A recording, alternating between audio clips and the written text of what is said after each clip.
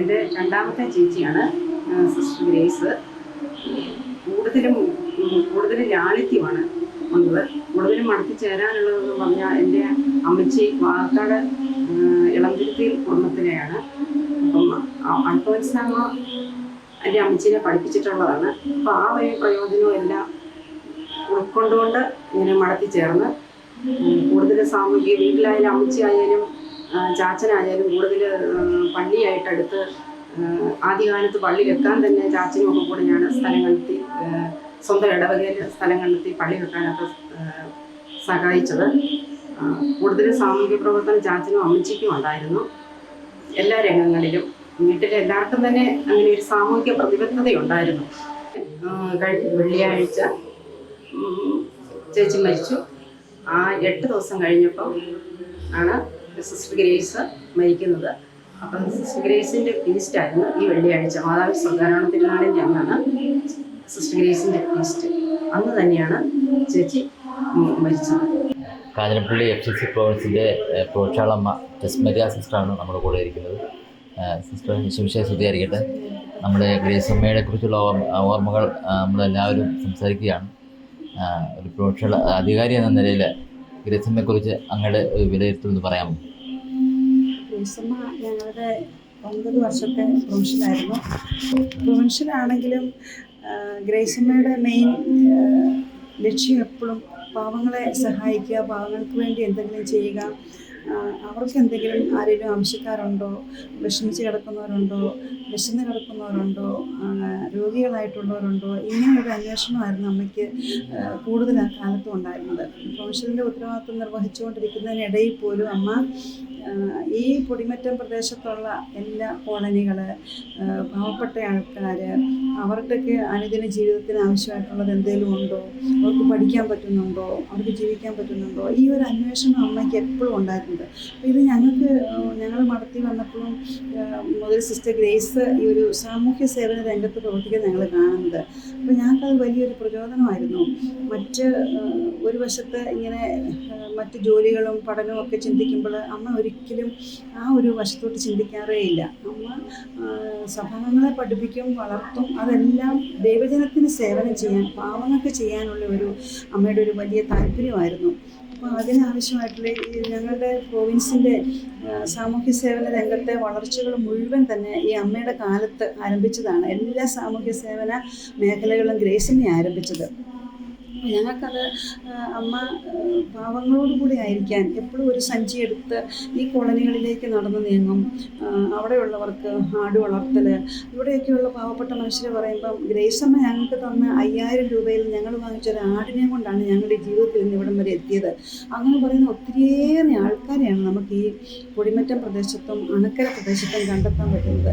അപ്പോൾ ഒരു സമർപ്പിത എന്ന് പറഞ്ഞാൽ എന്തിനാണോ സമർപ്പിതയായത്, അത് സ്വന്തം ജീവിതം സുഖസൗകര്യങ്ങൾക്കൊന്നുമല്ല, പാവങ്ങൾക്ക് വേണ്ടി എന്ത് ചെയ്യണം എന്നുള്ളൊരു ചിന്തയാണ്, വ്യഗ്രതയാണ് അമ്മ എപ്പോഴും നയിച്ചിരുന്നത്. അപ്പോൾ ഈ മരിക്കുന്ന അന്ന് പോലും അമ്മ വിളിച്ച് അവർക്കുള്ള സാധനം വാങ്ങിച്ചു കൊടുത്തോ, അതുണ്ടാക്കുന്നുണ്ടോ, ഇങ്ങനെയുള്ള അന്വേഷണമായിരുന്നു പാവങ്ങൾക്ക് വേണ്ടിയുള്ളത്. ഈ രോഗാവസ്ഥയെ പോലും അമ്മ എപ്പോഴും പിന്നെ ഇനിയും ചെയ്യാനുള്ളത് എന്താണ്, ആ പിള്ളേർക്ക് എന്തെങ്കിലും അക്കൗണ്ടിലുണ്ടോ, അവർക്ക് ജോലിയിൽ നിന്ന് പിരിഞ്ഞു പോകുമ്പോൾ എന്തെങ്കിലും കിട്ടാനുണ്ടോ, ഇങ്ങനെയുള്ളൊരു വലിയ അന്വേഷണമായിരുന്നു അമ്മയുടേത്. ഞങ്ങൾക്കത് സഭയ്ക്കൊരു വലിയ പ്രചോദനമായിരുന്നു. അമ്മ ലക്ഷ്യം എപ്പോഴും പാവങ്ങൾ എന്നുള്ളതായിരുന്നു. അതായത് സിസ്റ്ററിനെ കുറിച്ച് അണക്കരയിൽ ഒരു ചെറിയൊരു പോസ്റ്റർ ഞാൻ കണ്ടതാണ്. പാവങ്ങൾ അണക്കരയുടെ മദർ തെരേസ എന്ന് വിളിക്കപ്പെടുന്നുണ്ട്. അതിൻ്റെ ഒരു കാരണം അണക്കരയുടെ അമ്മ കൂടുതൽ വർഷം ഈ പൊടിമറ്റത്തുനിന്ന് മാറിക്കഴിഞ്ഞ പ്രൊഫഷണൽ സ്ഥാനമൊക്കെ മാറിക്കഴിഞ്ഞ് കുറച്ച് നാൾ മുണ്ടക്കയത്ത് ആകാശപ്പുറവുകളിൽ സേവനം ചെയ്തു. അതിനുശേഷം അമ്മയുടെ പ്രവർത്തനം മൊത്തം എവിടെയെങ്കിലും പാവപ്പെട്ട കോളനികളിലുള്ള പ്രദേശത്ത് ജോലി ചെയ്യാൻ അമ്മ ആഗ്രഹിച്ചത്. അതിന് തിരഞ്ഞെടുത്തൊരു പ്രദേശമായിരുന്നു അണക്കര. അവിടെ ഒത്തിരി പാവങ്ങളുണ്ടായിരുന്നു. അപ്പോൾ അമ്മ അണക്കര തിരഞ്ഞെടുത്ത് കഴിഞ്ഞാൽ അവിടെ ആരിൽ നിന്നെങ്കിലുമൊക്കെ കിട്ടുന്ന സഹായങ്ങൾ അമ്മ പിന്നെ ചുമ്മാ ദാനമായിട്ട് കൊടുക്കുകയല്ല, അവരെ സമ്പാദ്യം വളർത്തിയെടുക്കുകയാണ്. അവർക്കിപ്പോൾ ഒരു 5000 രൂപ കൊടുത്താൽ അവരിൽ നിന്നും അമ്മ അത് ശകലം പൈസ തിരിച്ചു മേടിക്കും. തിരിച്ചു വാങ്ങിച്ചിട്ട് അത് വേറൊരാൾക്ക് പിന്നെ ആ പൈസ കൊടുത്ത് അവരെ കൂടെ വളർത്തിക്കൊണ്ടുവരും. അങ്ങനെ ഒരു പ്രദേശത്തിൻ്റെ മൊത്തം സാമ്പത്തിക വളർച്ചയ്ക്ക് അല്ലെങ്കിൽ അവരുടെ കുടുംബ ഭദ്രതയ്ക്ക് അമ്മയുടെ ഈ ഒരു പ്രവർത്തനം സഹായകമായിട്ടുണ്ട്. അപ്പോൾ അമ്മ അണക്കര തന്നെ കുറേ വർഷങ്ങളുണ്ടായിരുന്നത് കൊണ്ട് ആ പ്രദേശത്തിൻ്റെ മൊത്തം അത് കൃഷി കാര്യങ്ങളായിട്ടും ആടായിട്ടും കോഴിയായിട്ടും പിന്നെ ഈ ബായ് കൊണ്ടാക്കുന്ന ഇതുപോലെയുള്ള കൊച്ചു കൊച്ചു ശ്രമ കണ്ടെത്തും. കുടുംബം കൂട്ടായ്മകൾ SHG അതുപോലെയുള്ള കുടുംബശ്രീ ഇവരൊക്കെ വഴി അമ്മ അവരുടെ സമ്പാദ്യം വളർത്തിയെടുത്ത് എങ്ങനെ ഒരു പ്രദേശത്തെ സാമ്പത്തികമായിട്ട് ഭദ്രതയെ വളർത്താം, അതുപോലെ ഒപ്പം അവരുടെ ആധ്യാത്മിക കാര്യങ്ങൾ അമ്മ ശ്രദ്ധിച്ചിരുന്നു. പിന്നെ മദ്യപാനികളെ അതിൽ നിന്ന് വിമുക്തമാക്കാനായിട്ട് ഒന്നുകൂടി അമ്മ ശ്രമിച്ചിട്ടുണ്ട്. അപ്പോൾ ഒരു പ്രദേശത്തിൻ്റെ മുഴുവൻ വളർച്ചയ്ക്ക് അതുകൊണ്ടാണ് അമ്മ അണക്കരയുടെ മദർ തെരേസ എന്നറിയപ്പെടാനായിട്ട് കാരണമായത്. അമ്മ എപ്പോഴും ഒരു പാവങ്ങളുടെ വേഷമാണ്, ചെരുപ്പാണേലും ഉപയോഗസാണ് എല്ലാം ഏറ്റവും ലളിതമായിട്ടുള്ളതായിരിക്കും. അമ്മ ഒരു തുണിസഞ്ചിയും തോളെ തൂക്കി ഈ ഒരു ചെരുപ്പ് വിട്ട് അങ്ങ് നടന്നു നീങ്ങും. എന്നിട്ട് അവിടെ പോയി ആവശ്യക്കാരെ കണ്ടെത്തി അവർക്ക് വേണ്ടത് ചെയ്തു കൊടുത്ത് അവരെ ആധ്യാത്മികമായിട്ടും അതോടൊപ്പം ഭൗതികമായിട്ടും വളർത്താൻ അമ്മ ശ്രമിച്ചിരുന്നു. അതുകൊണ്ടാണ് അമ്മയ്ക്ക് അങ്ങനെ ഒരു പേര് കിട്ടാനായിട്ട് കാര്യമായത്. എൻ്റെ പേര് സിബി, ഞാൻ കൊടിമറ്റം സ്വദേശിയാണ്. വിദ്യാഭ്യാസപരമായിട്ടുള്ള ഒരുപാട് സഹായങ്ങൾ ചെയ്യാനായിട്ട് സിസ്റ്റർ എന്നും മുൻകൈ എടുത്തിട്ടുണ്ടെന്നുള്ളത് ഒരു പ്രത്യേകം എടുത്തു പറയേണ്ട കാര്യമാണ്. ഞാൻ 1993 ഞാൻ 10ാം ക്ലാസ് പാസ്സായി വരുന്നത്. ഉപരിപഠനത്തിന് മുമ്പോട്ട് എന്ത് ചെയ്യണമെന്നൊക്കെ ഉള്ള ഒരു ബുദ്ധിമുട്ടും വിഷമങ്ങളൊക്കെ ആയിട്ടാണ് ഞാൻ സിസ്റ്റർ മുമ്പിൽ വരുന്നത്.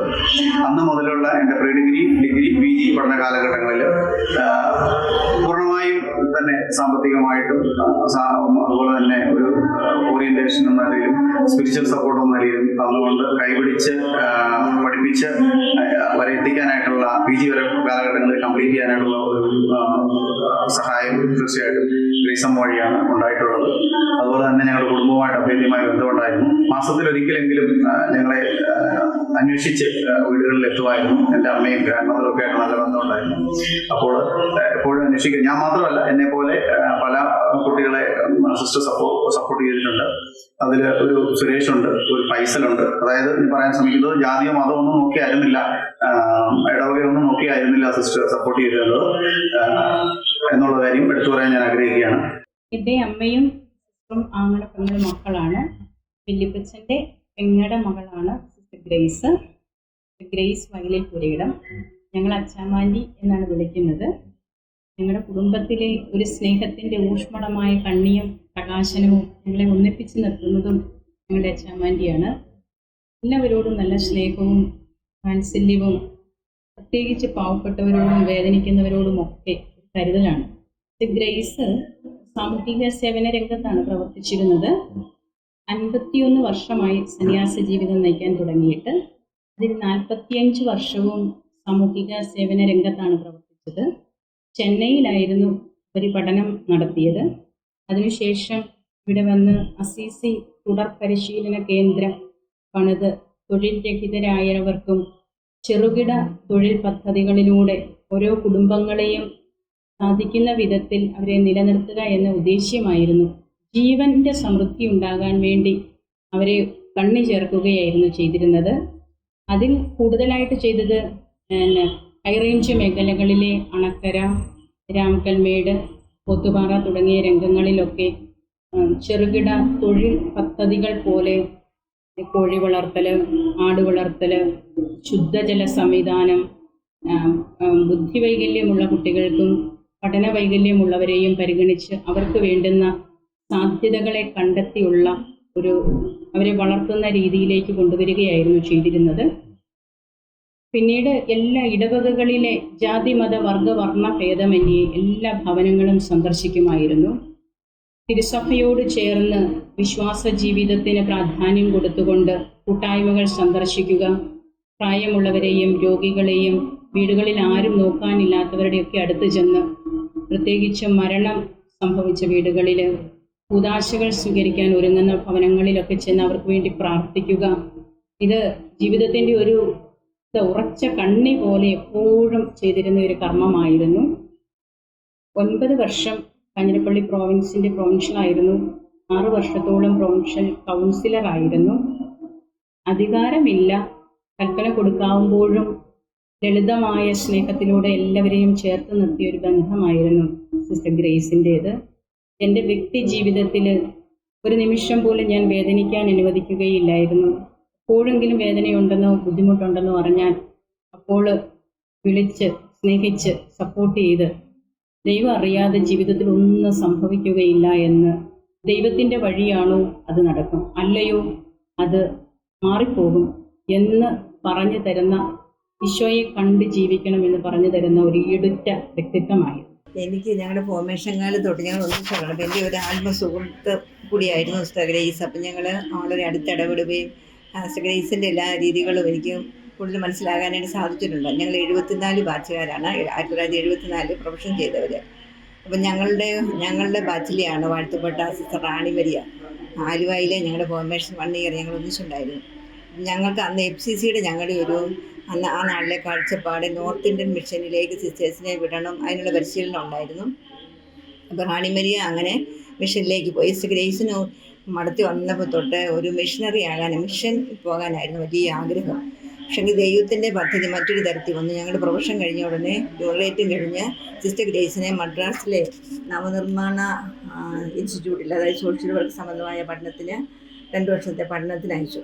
ആ പഠനം കഴിഞ്ഞ് തിരിച്ചു വരുമ്പം ഒരു ദൈവനിയോഗം പ്രത്യേകം ഗ്രേസിൻ്റെ ആഗ്രഹമല്ല, ഗ്രേസ് എപ്പോഴും ദൈവ തിരുമനസ്സിന് കീഴ്വഴങ്ങുന്ന ഒരു പ്രത്യേക അതിനൊരു വളരെ വില കൽപ്പിച്ചിട്ടുണ്ടായിരുന്നു.